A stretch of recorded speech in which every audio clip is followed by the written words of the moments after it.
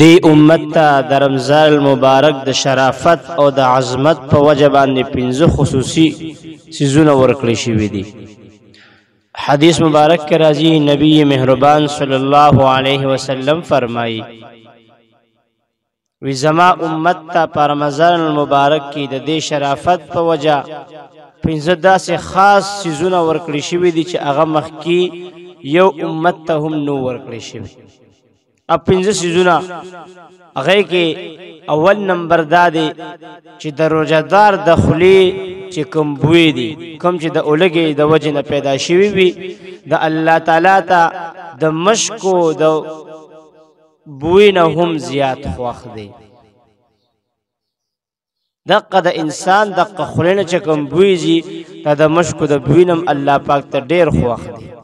دویم دا فرشتي چې د دوی د پاره درو جماعتي پورې د مغفرت دعاګانې غواړي.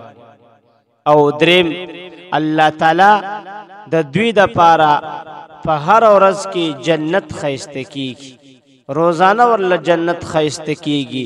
بیا الله رب العزت جنت ته فرمایي وی قریب ده چې زمان نیکان بندگان به د خپل ځان نه مشقتونه تکلیفونه لري کی او تا ته براشي.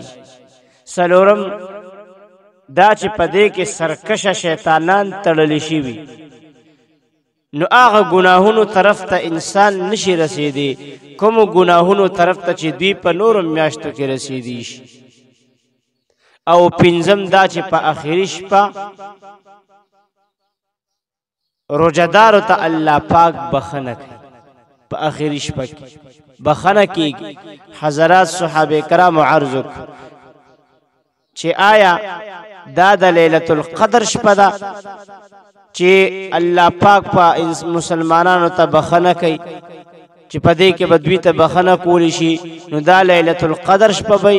نبی مهربان صلی الله علیه وسلم فرمایل وینا بلکې قانون دا دی چې مزدور ته مزدوری هغه وخت ورکول شي کله چې کار پوره کړي. یعنی د هر روزې په اخر کې د دوی مغفرت کولی شي. نو حاجتمندو یو حدیث مبارک کې راځي چې په دې میاش کې الله پاک شیطانان تړي وسلسله الشیاطین. په دې میاش کې الله پاک شیطانان په زنجیرونو باندې تړلي.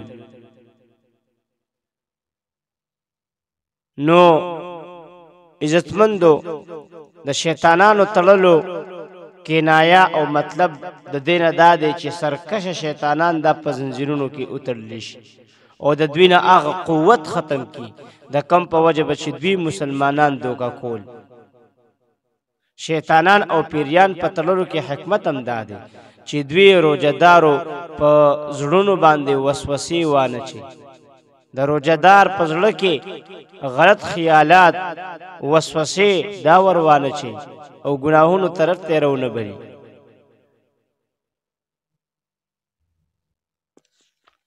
نو عزتمندو باج خلک دلته اعتراض کوي ویرا حدیث کې چې راځي شیطانان تړل شوی نو بیا په رمضان کې دا باز خلک گناهونه ولي کوي ځکه چې انسان ګناه کوي د شیطان په وجه باندې کوي. نو شیطان خو تړل شوی نو بیا په رمضان کې د ګناهونه څنګه بیا خلق کوي. نو علماء کرام ډېر جوابات د دې کړی دي. نو دا صحیح خبره ده عزتمندو چې داسې بدبخت خلک هم شته چې هغوی په رمضان المبارک کې د ګناهونو نه ځان نه ساتي. نو اگر چې په روژه کې سرکشه شیطانان تړلی شوي خو چون کې د رمضان نه مخکې دا خلک د دوکه کولو په وجه دې اندازې ته رسېدلي وي چې اومغه خراب اثرات د په طبیعت کې داسې مضبوط شوي وي چې د ګناهونو سره د نفس دا عادي شوي وي.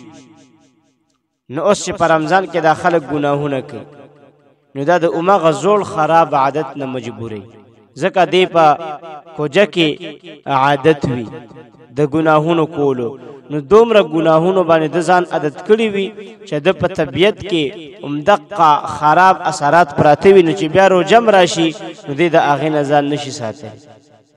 روجه کې بیا ګناهونه کوي. نو بهر حال بعض علماء دا جواب هم کړی دی چې بعض ګناهونه داسې دي چې هغه د انسان نه د شیطان د دوکې په وجه باندې صادریږي، د شیطان د دوکه کولو په وجه باندې خلق کوي، او بعضې ګناهونه داسې دي چې هغه انسان د خپل نفس د وجې نه کوي، د خپل نفس د تقاضې د وجې نه د انسان نه صادریږي. بعضې ګناهونه داسې نو کوم ګناهونه چې شیطان د دوکه کولو په وجه انسان نه صادریږي د هغې نه مسلمانان په رمضان کې محفوظ وي، د شیطان په وجه باندې نو هغې نه خلک محفوظ وي په رمضان کې. او کوم ګناهونه چې د خپل نفس د تقاضا په وجه باندې انسان نه صادریږي نو هغه انسان په رمضان کې هم کوي. نو دا بعضې ګناهونه انسان په رمضان کې د خپل نفس د وجې نه کوي، نو هغه وجم دا چې د په کوجه کې دومره ګناهونه کړي چې د دغه ګناهونو اثرات د په نفس کې مضبوط شوي وي، عادي شوي وي، نو بیا په رمضان کې هم کوي.